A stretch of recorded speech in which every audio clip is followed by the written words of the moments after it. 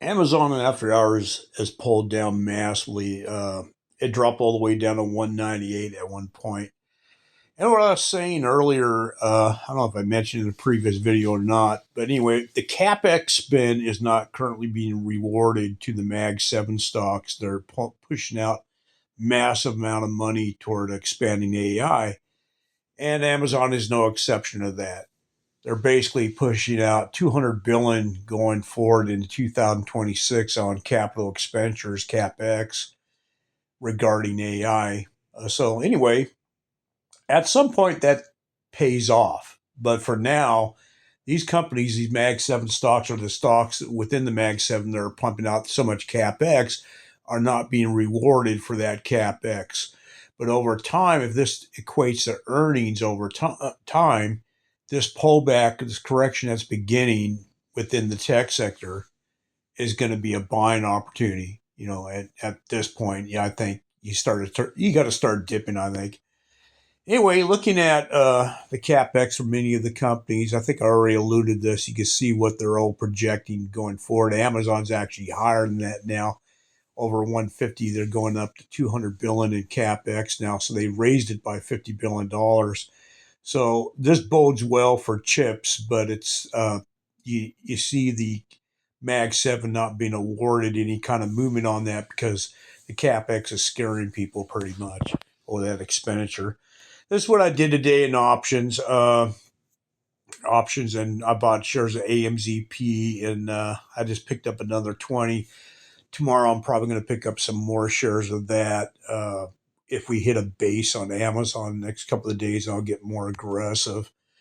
And what I'm looking at now on a longer time frames for especially like the Nasdaq is going on the weekly chart and looking for gaps and stuff like that. So I see a gap at 505, and I also own shares of QQQI from Niels. So where I'm going to start DCAing back into that is if we hit the top before the April tariff scare sell off around 538, and I'll DCA from that point all the way down to where I'll eventually at that gap below 505 start buying T triple Q coal leap options anywhere under 505, because if you see that point in time under 505, you see a big gap. So if we fill that gap, I'm going to start buying coal leap options on the T triple Q.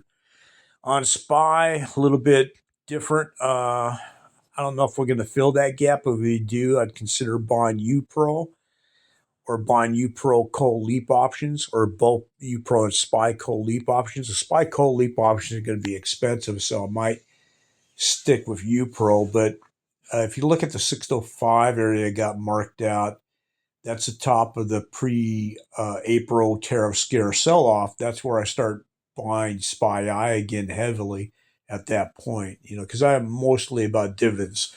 So the first thing I'm doing on this chopping block we're getting in this beginning of what looks like a significant pullback is I'll be buying SPY and QQQI shares and DCA all the way down. But I'm going to be starting at the top of the April sell-off, just for the April sell-off, and then work my way down if I have to.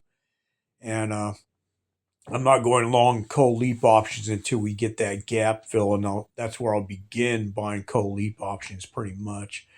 But anyway, like I said, Amazon is dumping, and it's relative to the amount of capex that they announced at $200 billion in capex for 2026. So that's the reason why it's dumping. But at some point, this potentially pays out big for them. So these pullbacks and most of the Mag 7 are going to be buying opportunities. I wouldn't really jump in aggressively just yet. I just DCA a little bit, a few shares, nibble.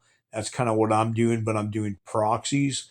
I don't recommend doing the proxies I do because you could get hurt if you run out of funds, because they're liable to sink unless there's a rebound in the tech sector. So they're going to sink significantly. So I imagine I'm going to be deeply underwater tomorrow on my AMZP share. So I'm fine with that because I'm fine with averaging down.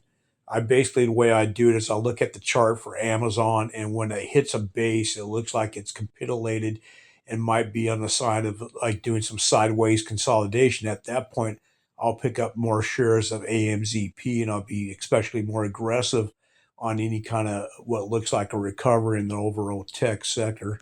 All right, guys, take care. Be cautious.